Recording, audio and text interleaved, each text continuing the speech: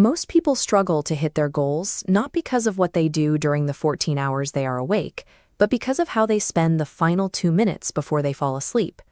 During the day, your brain operates in the beta frequency. This is your waking analytical gear, the state that handles critical thinking, active problem-solving, and, naturally, stress. This split-screen visualization tracks how a phone screen actively manipulates your biology. On the right, melatonin, the sleep hormone, crashes as the device's blue light hits your eyes, keeping your brain locked in that high-alert beta state. When you drift off while stuck in that frequency, your brain carries that exact operating system into the night, spending the next 8 hours grinding through anxiety instead of working on solutions. Psychologists call the brain's obsessive need to remember unfinished tasks the Zeigarnik effect. When a loop is left open, the mind is compelled to keep spinning until it finds a resolution. Scrolling through stressful headlines or dwelling on an unresolved work email exactly 2 minutes before bed effectively hands your brain a stack of incomplete, highly toxic files.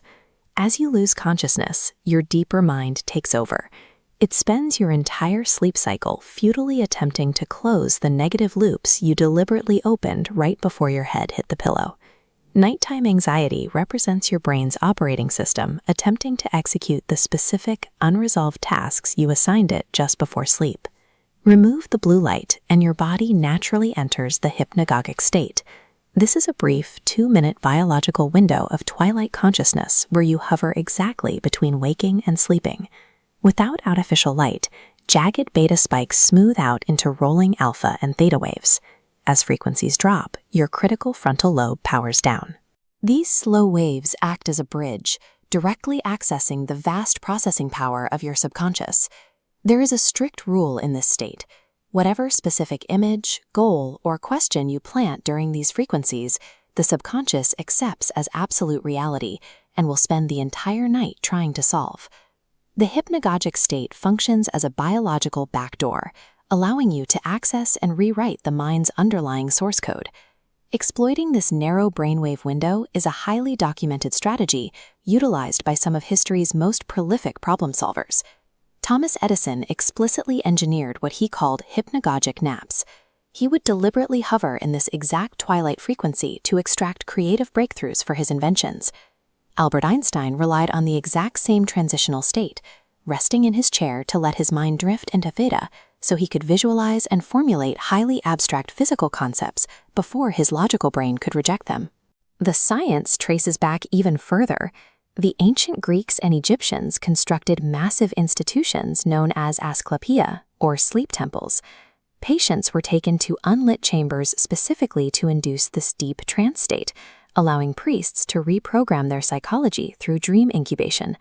Engineering the 2 minutes before sleep is a proven biological tool, tested across millennia to access higher intelligence.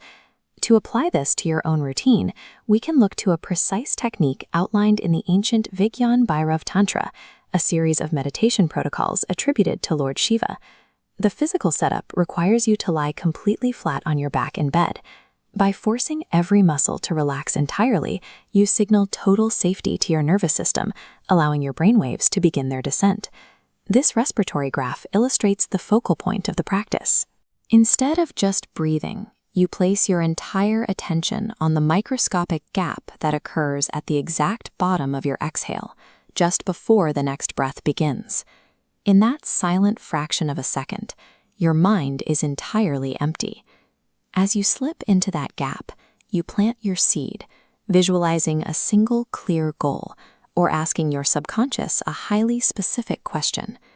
In this momentary pause, the respiratory cycle enters a neutral gear, where the internal dialogue of the world is momentarily suspended.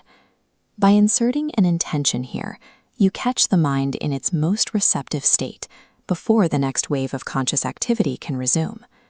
To ensure the instruction takes root, you have to follow one golden rule: Sakshibhav, the ancient concept of witness consciousness. You deliver the goal to your mind, but you must strictly avoid trying to consciously figure out how to achieve it. You are simply observing the request, not solving it.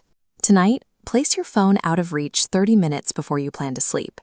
Break the artificial beta trap and actively take control of those final 2 minutes. Mastering the final 2 minutes of the day allows you to utilize 8 hours of sleep as an active, subconscious engine for your future.